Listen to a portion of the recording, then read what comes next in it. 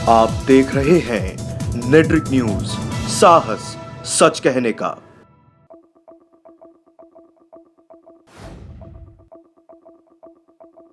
सारे दिन की गोद में बैठे उग्रवादी, जितने बड़े बड़े भ्रष्टाचारी वो इधर आ जाओ। वॉशिंग मशीन की तरह काम करती है बीजेपी आरएसएस। देश का बड़ा दुर्भाग्य है, देश का संविधान खतरे में है, देश का लोकतंत्र खतरे में है। अब नई संसद का जो हुआ, वहाँ बेटियों पर लाठियाँ पड़ रही थी जंतर मंतर पे, और हमारी माननीय राष्ट्रपति को भी जो ना वहाँ इन्वाइट नहीं किया गया। ये जातिवाद नहीं तो और क्या है। 14 से पहले भारत सरकार होती थी, 14 के बाद ये मोदी सरकार हो गई है। ये भारत सरकार नहीं है, और ये यहाँ की पार्लियामेंट से नहीं चलती, ये नागपुर से चलती है। जो मोहन भागवत जी कहते हैं उसके सामने नाचते हैं मोदी जी। फंड खाने के लिए योजनाएं बनती हैं, बेटी पढ़ाओ बेटी बचाओ, इसके नाम पर बहुत सारी फंडिंग जो है सरकार खाती है। इन्होंने जातिवाद, ब्राह्मण श्रेष्ठ, क्षत्रिय, फिर वैश्य, तो ये जातिवाद उसको मेंटेन रखना है और शूद्रों को, अछूतों को नीचे रखना है।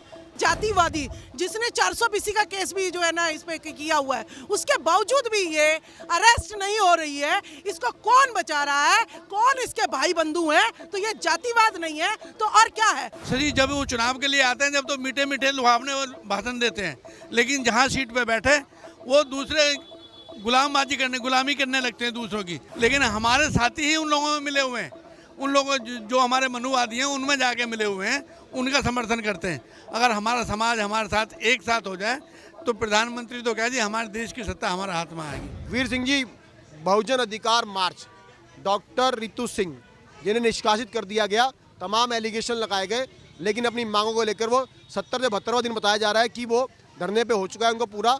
और आज तमाम भीम आर्मी, साथ में बहुजन समाज के लोग, तमाम अन्य दलों के लोग आज उनके समर्थन में यहाँ पहुँचे हुए। क्या लग रहा है कि सरकारें क्यों नहीं सुन रही है? क्या जो आरोप उन पर लगाए गए हैं क्या वो सही है, या इसमें आपने बात कही थी पहले भी जब मैंने आपसे बात की थी कि जातिवाद इसमें आ रहा है।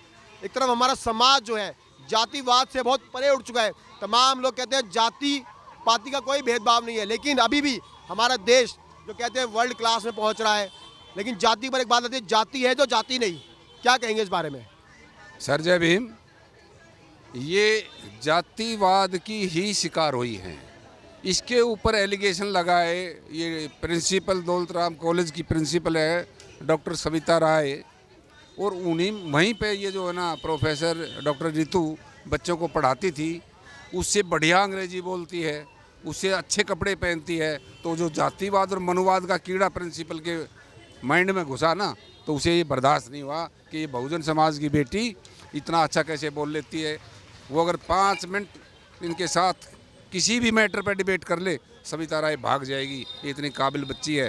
प्रधानमंत्री जी कहते हैं बेटी बचाओ बेटी पढ़ाओ, पढ़ी हुई बेटी हजम नहीं हो रही इनको, शिक्षा ले ले तो हजम नहीं। जातिवाद कैसे आया ये बताइए? जातिवाद उसे हजम ही नहीं हो रहा ना। जातिवाद आपको नजर नहीं आ रहा? पूर्व राष्ट्रपति को पुष्कर मंदिर में नहीं जाने दिया, नई संसद का जो शिलान्यास हुआ था उसमें नहीं जाने दिया। अब नई संसद का जो हुआ, वहाँ बेटियों पर लाठियाँ पड़ रही थी जंतर मंतर पे, और हमारी माननीय राष्ट्रपति को भी जो ना वहाँ इन्वाइट नहीं किया गया। ये जातिवाद नहीं तो और क्या है। मतलब आप कह रहे हैं बहुजन समाज को जो हक मिलना चाहिए, सरकार बातें करती है, सरकार बदलती रही। पहले 70 साल कांग्रेस की सरकार थी, अब लगभग 9 से 10 साल हो गए बीजेपी की सरकार है। सारे जो राजनीतिक दल हैं बात करते हैं कि जाति को हटाओ, हम सब जितने भी SC ST OBC समाज के जो लोग हैं सब आपस में भाई है। लेकिन एक नारा भी निकल करके आ रहा है, 85 से 15 का नारा दे रहे हैं तमाम राजनीतिक दल। ये मान्यवर काशीराम ने जो सोशल इंजीनियरिंग की थी ना, उसका इलाज वही है। ये 1585 की लड़ाई लाइन खींच के जो है ना करनी पड़ेगी, और उस दिन हमारे ये बहुजन समाज के लीडर जितने भी हैं वो एक झंडे के नीचे आ जाएंगे, तो उसी दिन जो ना सारी समस्याओं से का समाधान हो जाएगा।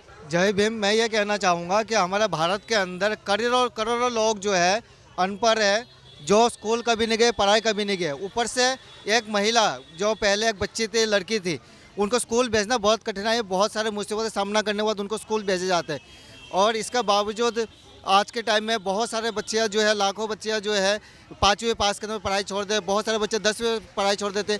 एक प्रोफेसर बनना बहुत बड़ी बात है। हम तो ऋतुराज सिंह जी के हम बहुत बड़ा उनका सम्मान करते हैं कि इन्होंने पढ़ाई करके एक प्रोफेसर के पोस्ट पे उन्होंने अपने आप को पहुँचाया।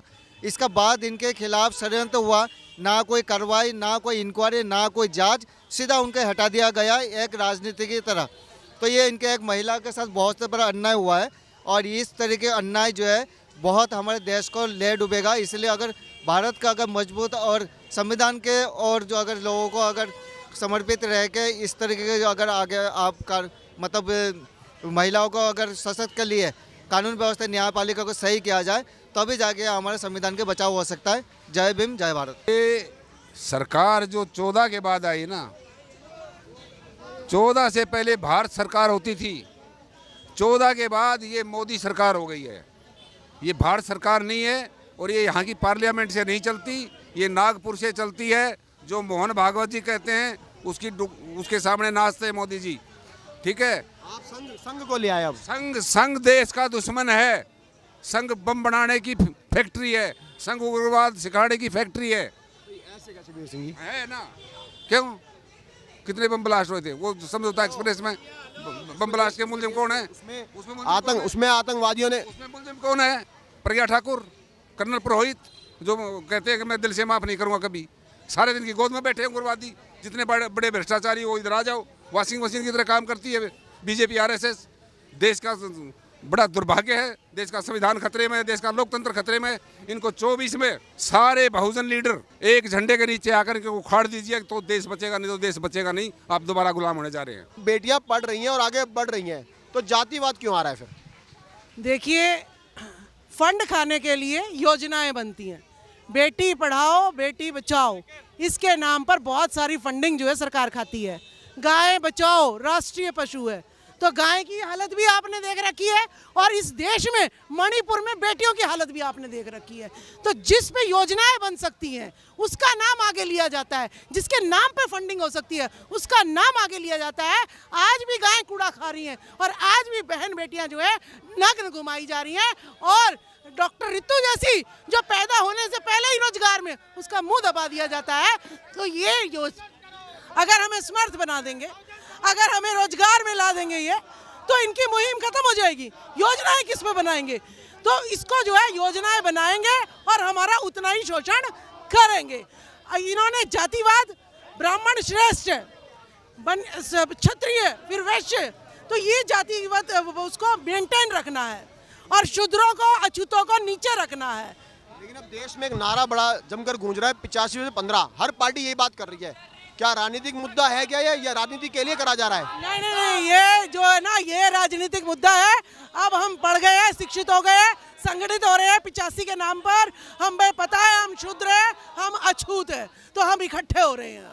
डॉक्टर रितु को 70 से ज़्यादा दिन हो गए हैं, ठीक है। उस पर हमने जो FIR भी हो चुकी है, उसके अरेस्ट वारंट भी हो गए हैं, लेकिन ये सविता रॉय गिरफ्तार क्यों नहीं हो रही?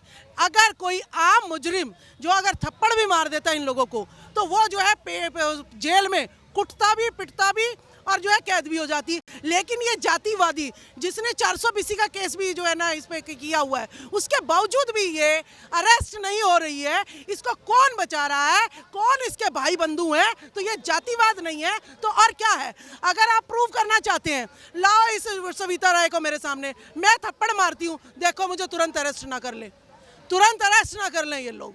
तो जातिवाद हमारे देश में मैं प्रूव कर सकती हूँ, लेके आओ ना सविता राय को। राष्ट्रवाद, साम्राज्यवाद, जातिवाद, क्या लग रहा है ये चीजें कब तक रहेगी? ये तब तक रहेगी जब तक मनुवादी रहेंगे। जब तक मनुवादी पूंजीवादी रहेंगे तब तक यही चलता रहेगा।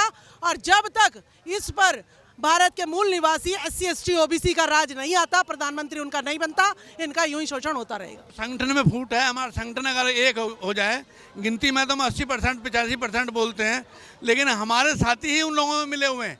उन लोगों जो हमारे मनुवादी हैं उनमें जाके मिले हुए हैं, उनका समर्थन करते हैं। अगर हमारा समाज हमारे साथ एक साथ हो जाए तो प्रधानमंत्री तो कह जी हमारे देश की सत्ता हमारे हाथ में आएगी। भाई जब जनप्रतिनिधि चुन के जाता है, समाज की बात आई, SC ST समाज के आप लोग चुनते हैं जब, ताकि वो आपकी बातों को उठाएगा, लेकिन जब सरकार में जब शामिल होते हैं तो क्या लगता है कि बाजी पलट जाती है? सर जी, जब वो चुनाव के लिए आते हैं जब तो मीठे मीठे लुभावने भाषण देते हैं, लेकिन जहाँ सीट पे बैठे वो दूसरे गुलामी करने लगते हैं दूसरों की। उनके चाटुकार बन जाते हैं, उनकी भाषा बोलते हैं, समाज की भाषा भूल जाते हैं। तो क्या लगता है कि SC ST OBC के जो जनप्रतिनिधि है, क्या वही समाज के दुश्मन होते जा रहे हैं? सर जी आज का दौर तो यही है, आज का दौर तो यही, जो हमारे आज के नेता चुने हुए हैं वो लोग जो ना मनुवादियों के बीच में हैं।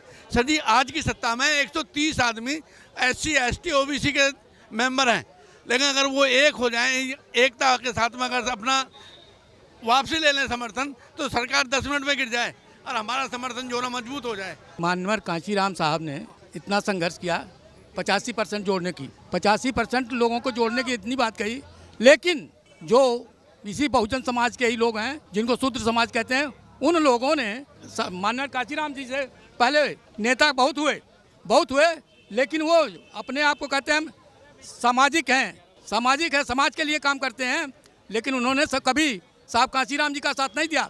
कांशीराम जी ने जो संघर्ष किया 85 जोड़ने की बात कही, उनका मेन मकसद यही था जो आप कह रहे हैं कि दलित समाज का मुख्यमंत्री प्रधानमंत्री क्यों नहीं है। प्रधानमंत्री बनाने की चेष्टा थी, साहब कांशीराम जी की चेष्टा थी 2014 में बहुजन समाज पार्टी की प्रधानमंत्री बनेगा। कुदरत कैसी देन हुई, उनको बीमारी लग गई, नहीं तो जो है उनका जो सोच था, उनका जो संघर्ष था, इस संघर्ष में वो जो आज जो है टुकड़े में बिक करके समाज को, जातियों को बेच करके अपनी रोटियां सेक रहे हैं समाज के लोग।